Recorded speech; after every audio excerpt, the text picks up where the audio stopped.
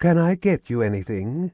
the flight attendant asked in fluent Italian, testing his knowledge of the language. "Yes, a small glass of wine.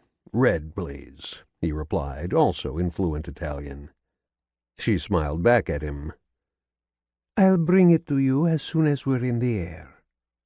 She turned and walked back down the aisle, stirring memories within the priest of a time before he had become one. Settling into the cushioned leather, he fastened his seatbelt and listened to the engines begin to whine, one after another, until the quiet pulse of power had transformed the aircraft into a living thing. For the past 20 years, Father Leopold, or Father Leo, as he was affectionately known to his friends and students, had been a professor of history at Boston College. He had arrived in New York the week before to give a series of lectures at Columbia University on ancient Christian doctrine and its effect on modern life.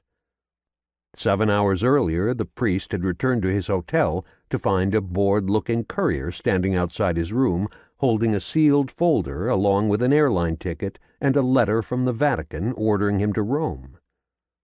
The sudden, urgent request for him to leave New York on the midnight flight had caught the priest by surprise. Along with the letter, the courier had also handed Father Leo a puzzling note telling him not to open the folder until he was on the plane. Exhausted from a long day at the university, Leo had been left with little time to collect his thoughts or wonder about the contents of the folder before catching a few hours' sleep and rushing to the airport. The takeoff was quick and uneventful, and soon he had his glass of wine before him. He adjusted his reading glasses and opened the well-worn briefcase, removing a burgundy-colored folder with a dark red ribbon tied around it. His eyes scarcely blinked as he untied the ribbon and began to read the document inside. Although this was obviously an official Vatican document dispatched from the office of the Pope, Leo recognized the name of the author. His name was Anthony Morelli, a fellow theologian and longtime friend. Leo had known this priest since they first met in Jesuit seminary 30 years earlier. In addition to being a Jesuit priest, Father Morelli was also a well-known and respected church archaeologist who lived and worked in Vatican City.